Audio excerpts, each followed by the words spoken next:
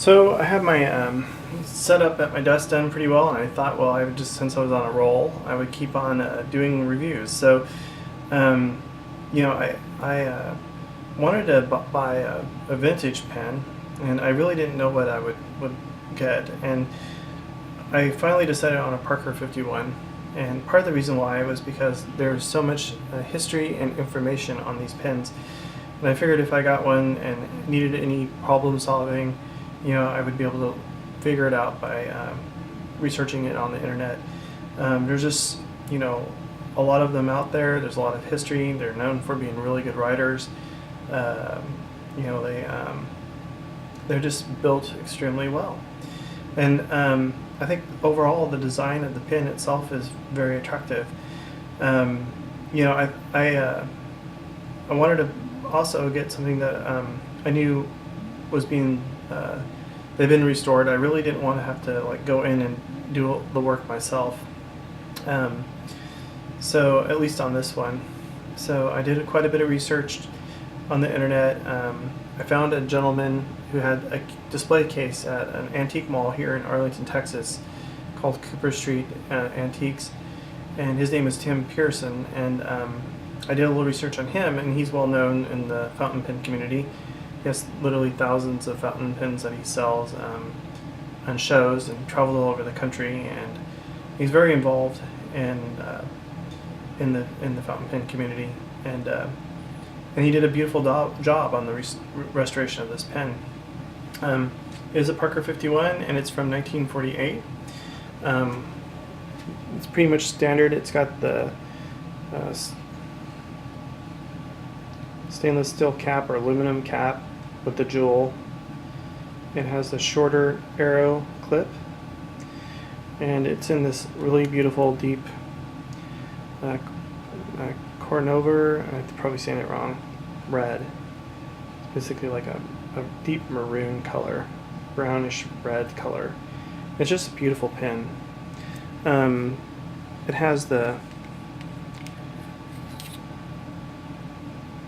push style converter, what they call it, Aerometric converter. Kind of see it right there. I think I'm going to be blocking my light if I put my hand there. Sorry about the lighting here. It's not necessarily the best. If I hold it like right here. It says right there.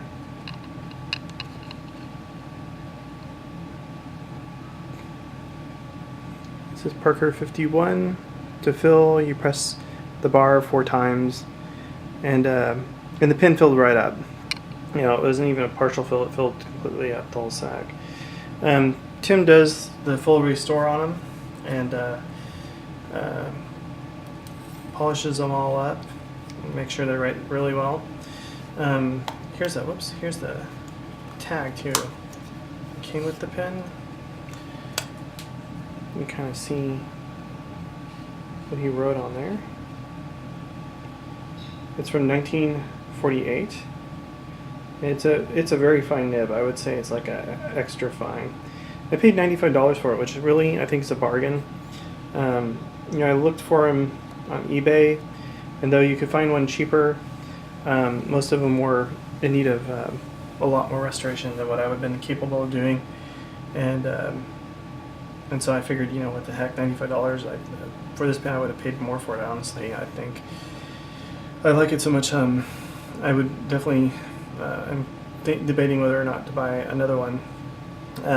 I do have a couple of the Hero jumbos on order, which I'm looking forward to comparing to see how they compare to this, which I know they're not going to compare too much to it. This has a 14 karat gold nib.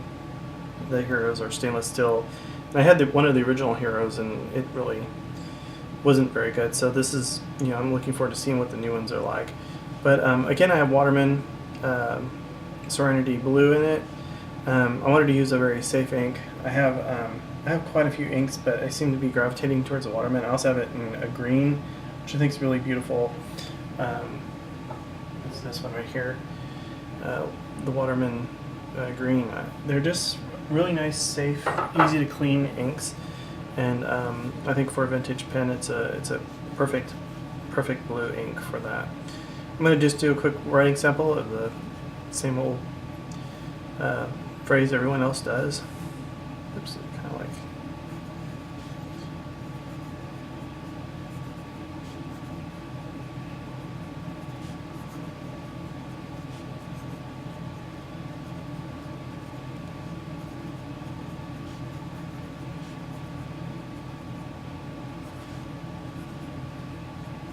So, nib is extra fine. It's very, very firm. Has very little to no line variation. And I will say, because it is an older pen, I mean, was since 1948. Someone has been writing with it, and they have a particular hand on it, and it took me a while to get used to holding the pen. And honestly, the reason why I kind of like did that little slow start there is because I wasn't holding the pen exactly the way it should have been. Some of it might be, I might be running out of ink. I've been writing with it a lot, so I might have to put some ink into it too. Because honestly, I've been using it for the last week, and I've had no problems with it. Like, no hard starts, and no, like, these lines are kind of looking a little soft. So I think it probably just needs ink.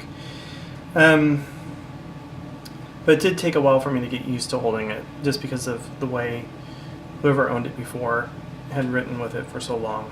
That was the case, that it just was very user specific. But with a little bit of time, it was easy to get a hold of and figure out how to handle it. So overall, I'm very impressed with it. Like I said, I'm more than happy with the purchase, and Tim's a great guy. I spoke to him a little bit about the feed on the pen, because it needed a little bit of adjustment. He walked me through it. So you can't really ask much more in customer service from him. I mean, he's an excellent guy. Anyhow, if you have any questions or comments, feel free to leave them below, and I appreciate you watching. Have a great day.